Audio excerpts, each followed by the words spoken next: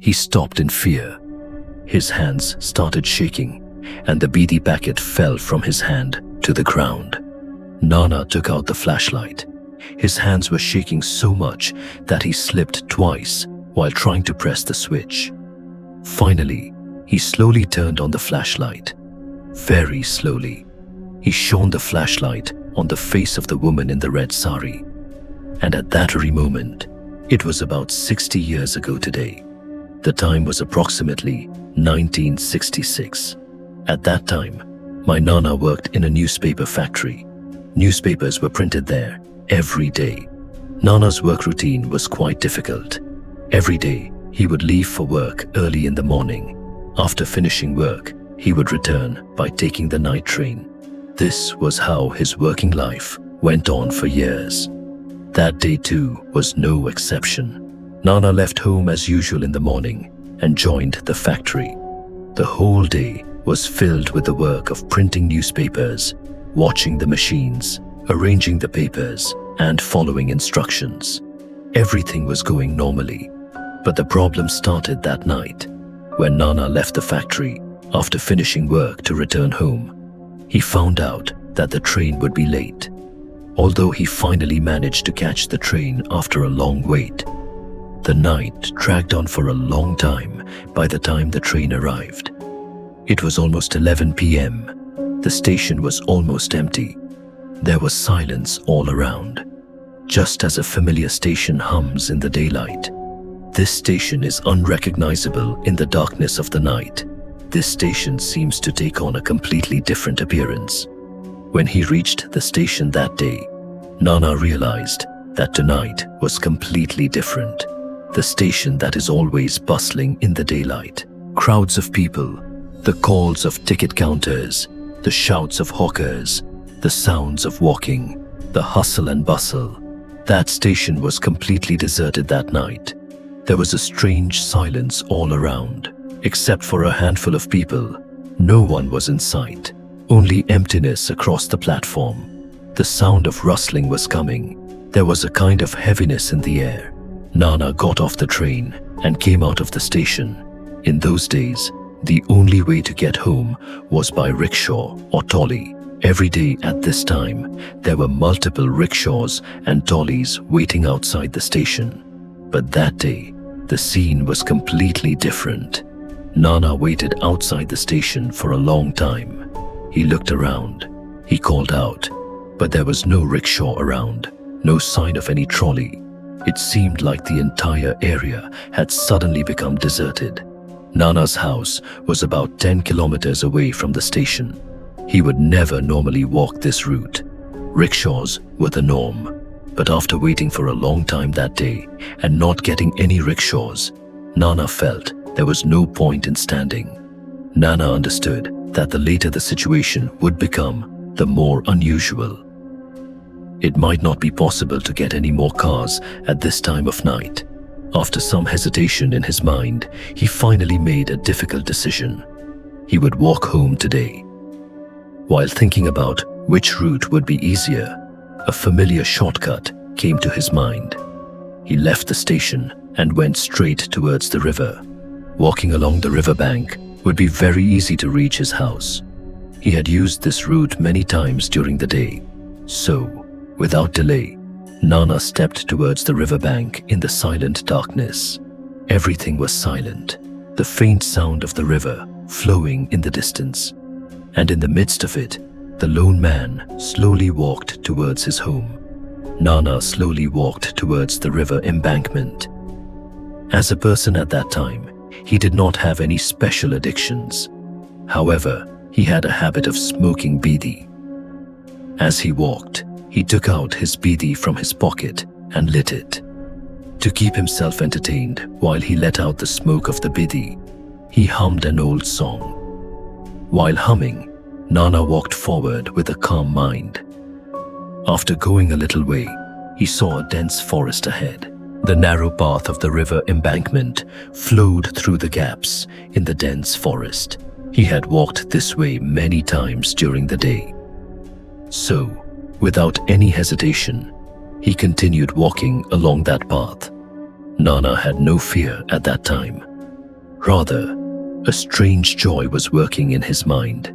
He thought to himself, he had not walked like this for a long time, and walking along the riverbank on such a cold night was a kind of good fortune. The ability to talk and walk was also good, as people in the past had been good. He was walking quite fast, with his feet in rhythm, along with the smoke of the biddy and the melody of the song humming on his lips. All in all, he was walking forward along the deserted river embankment with a calm mind. After walking a long way, Nana suddenly saw an unusual sight. From a little distance, he noticed someone slowly coming up from the riverbank towards the river embankment. At first, the matter was not clear, but after moving a little further in front of Nana, the clear light of the lantern flashed before his eyes. He saw a woman wearing a red saree coming up from the riverbank. It looked as if she was coming straight up from the water of the river. Seeing this sight, Nana's heart trembled. For a moment, he was terrified. However, being an experienced man, he controlled himself.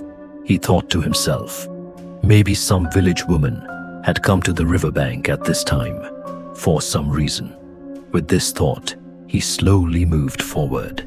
And as he moved forward, the woman was also slowly coming up towards the embankment, as if a strange, silent following was going on. No one was saying anything to anyone. Only the distance was decreasing. With the light of the lantern, the scene suddenly became completely clear. The woman in the red saree climbed up the embankment and stood at the base of a tree, silently. At this moment, a strong fear struck Nana. He knew that this was far from an ordinary day. No woman should be on this deserted embankment so late at night.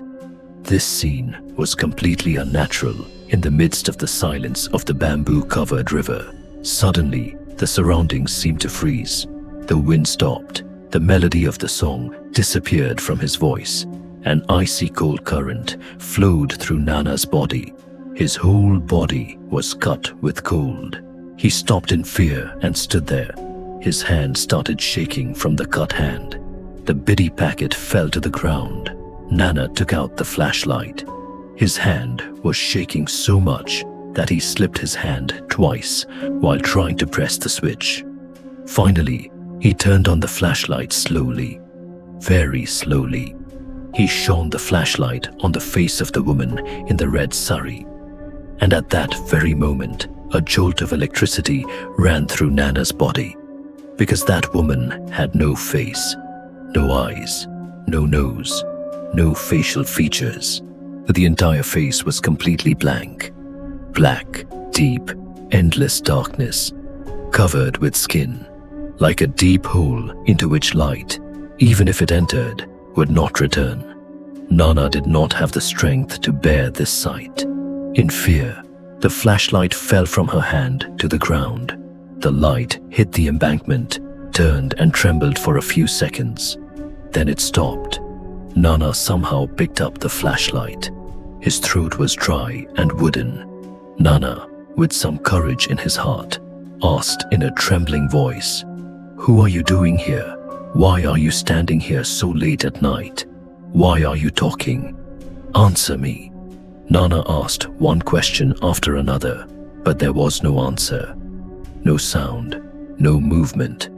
The figure in the red saree stood at the corner of the tree, just as before, silent and still, inhuman. Only one thought was swirling in Nana's mind. What should he do now? Should he go forward? Should he turn back? Should he just stand here? The darkness around him seemed to be getting thicker. A cold wind blew from the river and touched Nana's body with a dead, cool touch. At that moment, he understood that this was no longer an encounter with an ordinary person. This was standing in front of something that had no explanation, no logic, and standing in front of which a person feels only one thing: bone-chilling fear. At that moment, Various questions were coming to Nana's mind. If Nana was in the back room, he would definitely not let go. And there was no guarantee of escaping from them in front. There was darkness all around, that inhuman figure in front. Taking a risk in life, Nana finally decided in his heart that whatever happened, he would go forward and not turn back. People in the past had courage and mental strength that were different. Nana worked in a newspaper factory and was very addicted to reading newspapers. Every day after work, he would return home with a newspaper. That day too, there was a newspaper in his bag. Suddenly, an idea came to his mind. He opened his bag with trembling hands and took out the newspaper. He lit a corner of the paper with a lighter to light a biddy. As the fire burned, a reddish light spread in the darkness. With the fire in his hand, Nana slowly started moving towards the figure in the red sari. And as he moved forward, he roared, "Tell me, who are you? Why are you standing there? Speak up, otherwise I will burn you in the fire." One question after another, but no answer came. No sound, no movement. Nana went closer. One more step, one more step. Just then the woman in the red sari jumped up onto the branch of the tree right above her head. In other words, she jumped up. Seeing this scene, a terrifying scream came out of Nana's mouth. His hands were shaking and he started running. With the burning newspaper, running for his life, he started running with a suffocating fear, tearing through the darkness of the river embankment. Suddenly, what he saw behind him increased his fear several times. The figure in the red sari jumped down from the tree. He came down as if he had no bones in his body. He seemed to float in the air before touching the ground. And then he started running behind Nana. Nana was no longer a human being, a terrified creature who just wanted to survive. He ran and cried, and as he reached the village, Nana shouted at the top of his voice, "Save me! Save me!" And with that scream, he fell to the ground and became unconscious. Hearing Nana's screams, a villager rushed to the riverbank with a hurricane. He saw Nana lying unconscious. There was no one around. Gradually, more people gathered. Everyone lifted Nana from the riverbank and took him home. After regaining consciousness, Nana, trembling, told everything to his family and the villagers. And since that night, no one has ever traveled along the river embankment that late at night. Later, it was heard in the village that many women and many men had committed suicide by hanging themselves on that embankment. Even today, the shadow of a red sari can be seen on the night of Josna, and that is why people still avoid that embankment after sunset, because some paths are not just paths. This was the incident. If you like it, please like and comment on the story, and stay by our side by subscribing. Thank you.